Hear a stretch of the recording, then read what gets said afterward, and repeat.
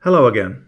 I thought I'd do a little review today just on this gimbal guard from DJI, which comes as standard, and that just slips straight in there as you've seen.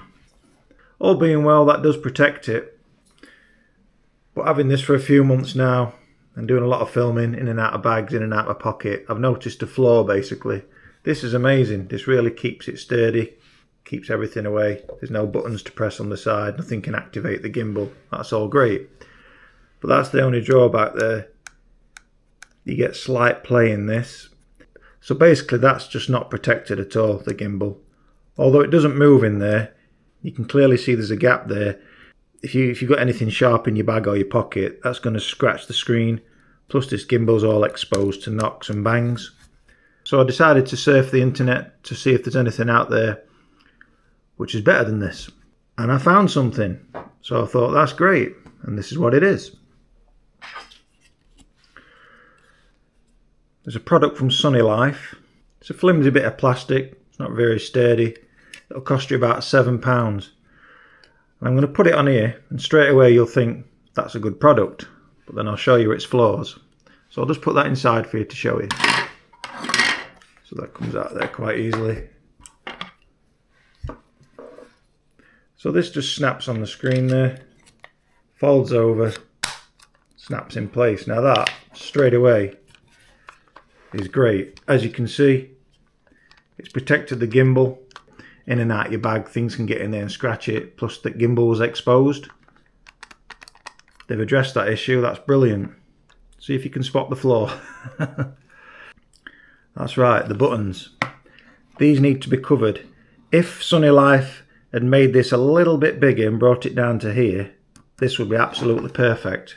It would be actually better than the standard DJI gimbal guard, which the Pocket 3 comes with. Basically what DJI could have done here to make this better was to just put something what snaps over, just like this one from Sunny Life. So combining these two together, it would make a perfect gimbal guard. If these buttons were covered by this would be perfect and I wouldn't use this anymore. But this, in and out your pocket, in and out your bag, you do not want to press this button right here. And you've got a higher chance of this button being pressed in your bag or your pocket than you have when it's on here, because these buttons are face down in here, so there's nothing to press the buttons to activate the gimbal. Now I've had the Pocket 2, and on the Pocket 2, if you press this button, it does activate the camera, as I'll show you when this guard's off. Because basically, if this button right here gets pressed, as it may do if it's in your pocket or in and out your bag, this happens, one little press, and this gimbal's being activated. Now on the Pocket 2 it had a fail-safe mode, as that was a little bit different to this one. As you put it in, the buttons was exposed. I'd say 4 times out of 10 them buttons used to get pressed, which would activate the gimbal, but then it had a fail-safe mode. A little icon would come up and you just press it and that would basically sort it out. I'm not going to be putting that in there and turning it on to see if this has got the same fail-safe mode, because I look after all my equipment. But just comparing it to the Pocket 2 to the Pocket 3, this gimbal guard's loads better. So basically both gimbal guards are good, but not good enough. But DJI's just missed out on completely covering the gimbal. So then you get aftermarket products like this one, which completely cover the gimbal. But unfortunately, when it's on there, these are exposed. I should imagine there is a fail-safe mode in the Pocket 3, but when you're looking after your equipment, you just don't want this button pressing, which activates the gimbal whilst it's locked away.